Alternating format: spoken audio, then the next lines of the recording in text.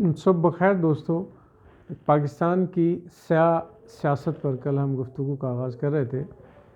آج 75 سال گزر گئے ہیں اور ہماری عوام اپنے سیاستدانوں سے، اپنے رہنماؤں سے اس قدر دلی وابستگی، اس قدر مذہبی عقیدت، اس قدر شخصیت پرستی کی دلدادہ ہے، رسیہ ہے کہ نکل ہی نہیں پا رہے ان کی اس بت پرستی سے، اس شخصیت پرستی سے، اس عقیدت سے، اس فریفتگی سے۔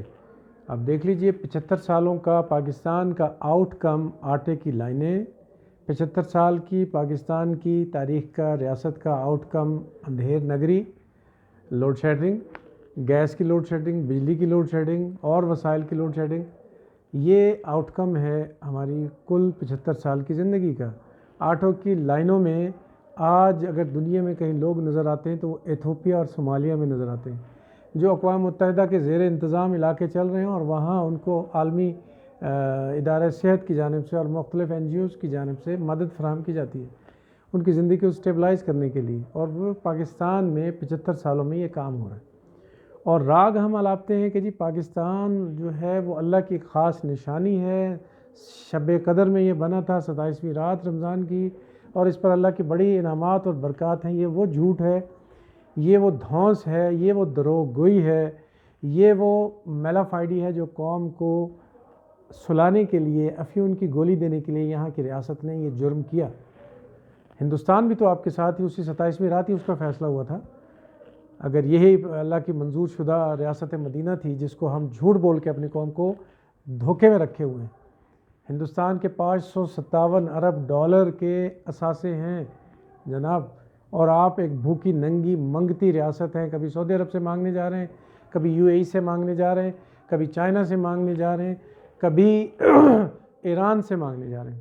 یہ آؤٹ کم ہے 75 سال کی نام نہاد آزاد پاکستان ریاست کا، جن کے پیچھے آپ مرے چلے جا رہے ہیں، جن کے پیچھے ووٹوں کی لائنیں بنا کر مر رہے ہیں، جن کے پیچھے ان کے گھروں کے باہر کیمپس لگا کر ان کی زندگیاں بچانے کی کوشش میں لگے ہوئے ہیں، وہ لوگ اپنے اقتدار کو کھڑا کرنے کی جنگ کر رہے ہیں۔ پاکستان دنیا کی وہ بنانا ریاست ہے، آج پوری دنیا میں ایسا بدترین، ہولناک، بھیانک، گمراہ کن منظر دیکھنے میں نہیں آیا، جہاں پارلیمان سپریم کورٹ کو سرنڈر کرنے کے لیے آئین میں ترامیم کرتی چلی جا رہی ہو، سپریم کورٹ پارلیمان کو سرنڈر کرنے کے لیے اس آئین پر اعتراض اٹھا رہا ہو، اور یہاں کی مقتدرہ قوتیں بیک ڈور ڈپلومیسی کے ذریعے سے دونوں گروپس کو مختلف ڈکٹیشنز دے رہے ہو۔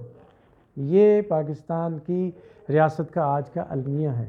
ہر پارٹی اس وقت اس جدوجہد میں ہے کہ آنے والے الیکشن میں اقتدار میں ہمارا کس قدر حصہ ہوگا۔ کوئی پارٹی بڑے ادب کے ساتھ عرض کروں اس وقت اس جدوجہد میں نہیں ہے کہ 2022 میں بارشوں سے پاکستان تباہ ہو گیا، سیلاب سے پاکستان کی زراعت تباہ ہو گئی، اس کو ری ہیبلیٹیٹ کیسے کیا جائے، اس کو آباد کیسے کیا جائے۔ کوئی پارٹی جدوجہد نہیں کر رہی۔ پاکستان اس وقت ایک جہالت نگری ہے، اندھیر نگری ہے جہالت کی۔ اس کے اندر لوگوں کو میس موبلائز کرنے کے لیے، ایلیویٹ کرنے کے لیے، ان کو تعلیمی بنیادوں پر اوپر اٹھانے کے لیے کوئی پارٹی جدوجہد نہیں کر رہی۔ آج کی موجودہ 5-7 جو بڑی جماعتیں ہیں، ان کے مینیفیسٹو اٹھا کر دیکھ لیجئے، کسی کے مینیفیسٹو میں آپ کے انڈسٹریل انفراسٹرکچر کو کھڑا کرنا نہیں ہے۔ کب تک آپ غلاموں کی طرح، مسکینوں کی طرح پوری دنیا سے کاریں خریدتے رہیں گے؟ کب تک دنیا سے ٹیکنالوجی خریدتے رہیں گے؟ کب تک دنیا کے مرہون منت رہیں گے؟ جب کبھی عوام کا کوئی گروپ، کوئی گروہ، کوئی فیکشن، کوئی طبقہ، کوئی حلقہ بیدار ہونا شروع کرتا ہے، اس کے خلاف مذہبی جماعتوں کو فتووں کی آڑ میں پیچھے جھونک دیا جاتا ہے، یا اس کو ملک دشمن قرار دے دیا جاتا ہے، تاکہ یہ اسی طرح عوام سوئی رہے۔ آپ سوئے رہیں، آٹے کی لائنوں میں لگے رہیں، ذلیل و خوار ہوتے رہیں، ووٹوں کی لائنوں میں لگے رہیں، ذلیل و خوار ہوتے رہیں۔ پاکستان دنیا کے ان 20% ملک، ان ٹاپ 20 ملکوں میں جو سب سے زیادہ ٹیکسز دیتے ہیں، وہ ٹیکس تھرو پراپر چینل جانے والا ٹیکس نہیں، آپ کو پروڈکٹس کے ذریعے سے ٹیکس لگایا جاتا ہے۔ ایک پین آپ خریدتے ہیں اس پر بھی آپ جنرل سیلز ٹیکس دیتے ہیں، ایک فون کال کرتے ہیں اس پر بھی آپ ٹیکس دیتے ہیں، آپ آٹا خریدتے ہیں اس پر ٹیکس دیتے ہیں۔ ٹیکسوں کی اندھا دھند بھرمار ہے اس ملک میں۔ بجلی کا بل، گیس کا بل، ٹیلی فون کا بل، مختلف سرکاری یوٹیلیٹی بلز اٹھا کر دیکھ لیں کس قدر زیادہ ٹیکسوں کے بوجھ تلے آپ کو دبا دیا گیا. کوئی سوچنے والا نہیں, کوئی پوچھنے والا نہیں. ہر کوئی خوش ہے کہ میں نے نوڈیرو کو, میں نے لاڑکانہ کو, میں نے زمان پارک کو, میں نے رائے ونڈ کو, میں نے بنی گالا کو آباد کیا ہوا ہے اپنی قربانی سے, اپنی جد و جہد سے. ہم بڑی جاگی ہوئی قوم ہے. جاگی ہوئی قوموں, آپ کی تقدیر کا فیصلہ یہ تمام اقتدار کے ہوس پرست انہوں نے کیا ہوا ہے. انہوں نے پوری عالمی اسٹیبلشمنٹ کے ساتھ میل جول کر کے آپ کو بیچا ہوا ہے. آپ غلام ہیں.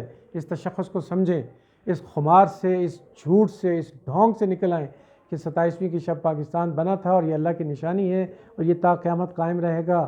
ان لالی پاپ سے نکل آئیے. ہسپتال میں آپ جائیں, آپ کو دوا نہیں ملتی. سرکاری تعلیمی اداروں میں چلے جائیں, آپ کو وہاں تعلیم نہیں ملتی. آپ کا انفراسٹرکچر برباد ہوا ہے. کس زوم میں بیٹھے ہیں آپ لوگ؟ مولویوں کے پاس چلے جائیں تو وہ کہیں گے کنتم خیر امت اخرجت للناس تأمرون بالمعروف. آپ تو بخشی بخشائی اللہ کی پسندیدہ قوم ہیں, مخلوق ہیں. بس صوم و صلات کے پابند رہیں, نمازیں پڑھیں, روزے رکھیں, تسبیحات کریں, اللہ اللہ کریں, سب ٹھیک ہو جائے گا. عمل کی کوئی آپ کو وہ سبیل نہیں بتائیں گے. کوئی مذہبی طبقہ آپ کو عملی جدوجہد کی بات کرتا نہیں دکھائی دے گا. کوئی مذہبی طبقہ نظام ظلم کے خلاف للکارنا نہیں سکھائے گا. نبی پاک صلی اللہ علیہ وسلم تو بادشاہوں سے لڑے, حضرت موسیٰ علیہ السلام تو بادشاہوں سے لڑے, حضرت عیسیٰ علیہ السلام تو بادشاہوں سے لڑے, حضرت یوسف علیہ السلام تو بادشاہوں سے لڑے. انبیاء کی ساری تاریخ بھری پڑی ہے بادشاہوں سے لڑتے لڑتے. کس لیے لڑے؟ اقتدار لینا تھا کیا؟ نہیں, انسانی حقوق کو ریسٹور کرنا تھا. ریسٹوریشن آف ہیومن رائٹس تھا ان کا مشن. ہمارا مشن کیا ہے؟ ہمارے ملاؤں کا مشن کیا ہے؟ ہماری سیاسی پارٹیوں کا مشن کیا ہے؟